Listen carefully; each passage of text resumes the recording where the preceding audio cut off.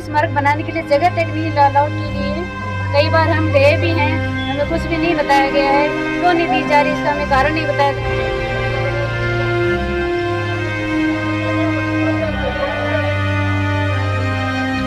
हर सैनिक जो इस दुनिया से गया है उसके एक दर्द होगा कि देखो जो माँ का लाल इस देश के लिए शहीद होता है वो भी एक जमीन के लिए भटक रहा है। आज कि 2 साल से ऊपर हो गए। 2 अक्टूबर 2020 को राजकुमार की शहादत हुई थी।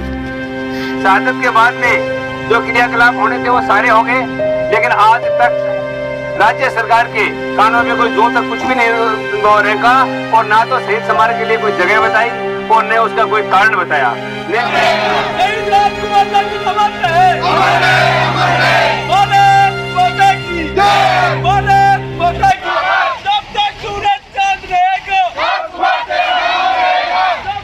कि 2 साल से ऊपर हो गए। 2 अक्टूबर 2020 को राजकुमार की शहादत हुई थी। शहादत के बाद में जो क्रियाकलाप होने थे वो सारे हो गए, लेकिन आज तक राज्य सरकार के कानून में कोई जो तक कुछ भी नहीं रेखा और ना तो शहीद स्मारक के लिए कोई जगह बताई और न उसका कोई कारण बताया। न गांव की स्कूल का नामांकन शहीद राजकुमार के नाम से किया गया और न ही राज्य सरकार द्वारा दी जाने वाली सहायता के बारे में आज तक वीरांगना को किसी प्रकार की बात नहीं बताई गई। हम इन तीनों मांगों के लिए आज इकट्ठे हुए हैं और जब तक हमारी बात को नहीं माना जाएगा तब तक हम यहाँ से नहीं हिलेंगे। इस बात का आप सारे हाथ खड़ा कर रहे हो कि बिल्कुल कुछ हो जाए और आज के बाद में नहीं हुआ तो आज शाम तक तो हम रुके रहेंगे, लेकिन आने वाली 7 तारीख को पूरे मंडावा को जाम कर देंगे और इतनी बड़ा आंदोलन करेंगे कि पहली बार प्रशासन की आंखें खुल जाएंगी।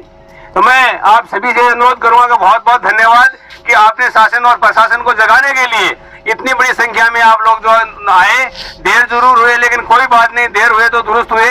मैं अब आपसे सबसे यही कहूंगा कि अब भी ये लोग इनकी क्या वो नाकामयाबी है, क्या इनके ऊपर कोई किसी का वो प्रतिबंध है, किस कारण से ऐसा हो रहा है, पहले ये कारण भी जानने का काम करेंगे।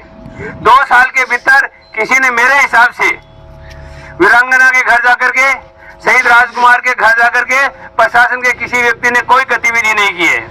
केवल अब थोड़ा आप लोगों में जोश दिखाई दिया और इनको लगा कि बात चुप नहीं रहेगी। शहीद की शहादत के बाद में जो चीजें मिलनी चाहिए वो अधिकारपूर्ण लेने के लिए ये लोग खड़े हो गए हैं। तब जाके कल तहसीलदार के नेतृत्व में और मौका मायना हुआ है।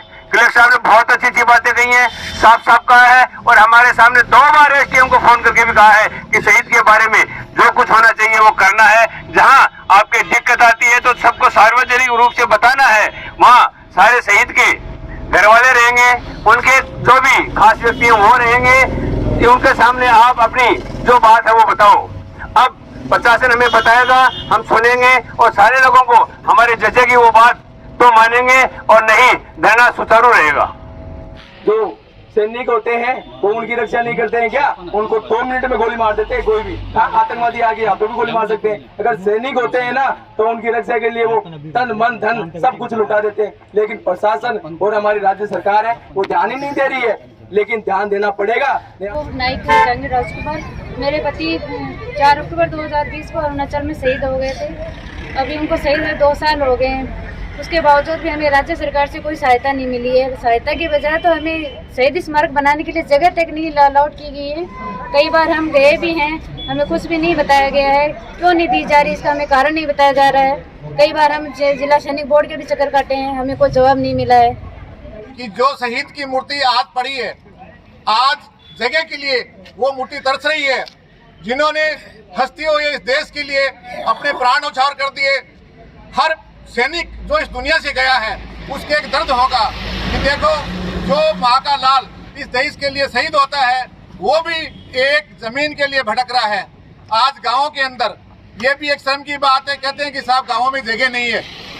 लोग कहां से कहां तक कब्जा कर लिए। गांवों में जगह जगह बड़ी बड़ी स्कूलें बन रही है, तो क्या कॉर्नर के अंदर एक शहीद को जगह नहीं मिल सकती? ये सब सारी बातें जो है ये एक बहाने वाली बात है कि साहब यहाँ नहीं मिलती, यहाँ नहीं मिलती, क्या नहीं होता।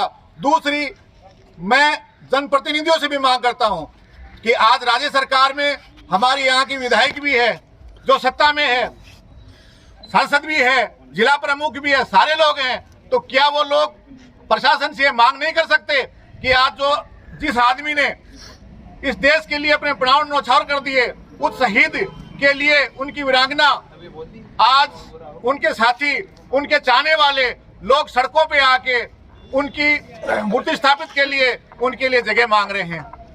दूसरी बात, ये काम जो है तुरंत 1 महीने बाद होना चाहिए। जो आज 2 साल तक लोग भटक रहे हैं, सड़कों पे आ रहे हैं, नामकरण के लिए भी इनको कौन सी जगह चाहिए? सबसे बड़ी बात है, प्रशासन ये कह रहा है कि हमारे पास जगह अवेलेबल भी नहीं है, तो क्या स्कूल के ऊपर इनके पास बोर्ड पे भी जगह नहीं है नाम लिखने के लिए? तो ये एक शहीद का नामकरण उस स्कूल पे नहीं कर सकते, उसमें तो कोई जगह की आवश्यकता नहीं है। तो मैं पुनः इनसे मांग करता हूं प्रशासन से कि अपनी आंखें खोलें, शहीदों का सम्मान करें, इनके सम्मान में तुरंत कार्रवाई लेते हुए झूठे झांसे वाली बात नहीं करें। माननीय तहसीलदार महोदय हो, नायब साहब हो, SDM साहब हो, जिला कलेक्टर महोदय हो, कोई भी हो, ऐसे बहानेबाजी वाली बात नहीं करें। अगर प्रशासन चाहे, अगर जनप्रतिनिधि चाहे तो 10 मिनट का काम है इनको जगह ढूंढने का। सिर्फ बहानेबाजी वाली बात करके, झूठी चिगम देके ये कार्य नहीं करें, हमें बेवकूफ नहीं बनाएं। मैं ये कह रहा हूं कि धरना तभी उठेगा जब हमें आश्वस्त मिलेगा, पूर्ण विश्वास मिलेगा कि हम आपके लिए जगह, शहीद को मूर्ति अनावरण के लिए जगह हम देंगे।